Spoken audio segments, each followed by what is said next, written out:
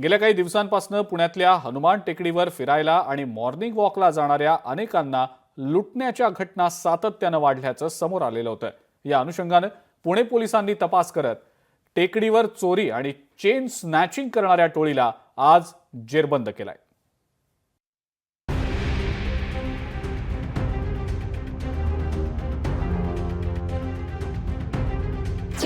हनुमान टेकडीवरील भुरट्या चोरांच्या मुसक्या आवळल्या।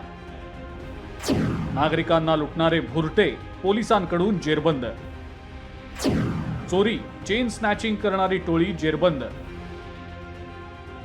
पुण्यातल्या हनुमान टेकडीवर वारंवार चोरीच्या आणि नागरिकांच्या लूटमारीच्या घटना घडतायत। पोलिसांनी मोहीम राबवत चोरी करणाऱ्या या टोळक्यालाच जेरबंद केलाय। 4 जानेवारीला हनुमान टेकडीवर फिरायला गेलेल्या एका तरुणीला कोयत्याचा धाक दाखवत लुटलं गेलं होतं। या गुन्ह्याचा तपास करत असताना डेक्कन पोलिसांनी तिघांना अटक केली आहे। त्याचबरोबर डेक्कन पोलीस स्टेशनमध्ये 3 गुन्हे दाखल करण्यात आले असून गुन्हेगारांकडून 4 लाख रुपयांचा मुद्देमाल जप्त करण्यात आलेला आहे।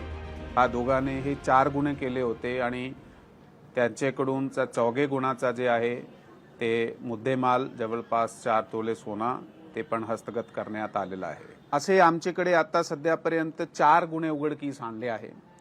पुढे पण आमचा तपास चालू आहे। अजून त्यामधून काय निष्पन्न करता येईल ते आपल्याला सांगता येईल। पोलिसांनी तपासाची चक्र फिरवली आणि एक आरोपी बाईक वापरत असल्याचं समोर आलं। शोध सुरू असतानाच ही बाईक पोलिसांना पांडवनगर पोलीस चौकी समोर आढळली। तिच्या मालकाचा शोध घेतल्यानंतर पोलीस आरोपींपर्यंत पोहोचले।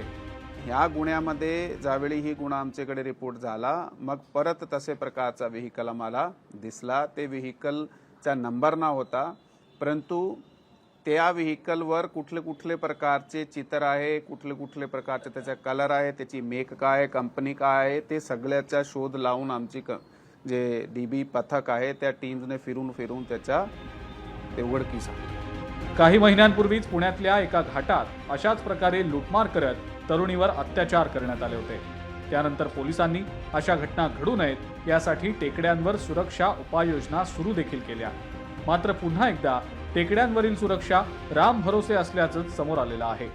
हनुमान टेकडीवरील घटनेत पोलिसांनी आरोपींना बेड्या ठोकल्या असल्या तरी अशा प्रवृत्ती नष्ट करण्यासाठी उपाययोजना करणं गरजेचं असल्याचं नागरिकांचं म्हणणं आहे।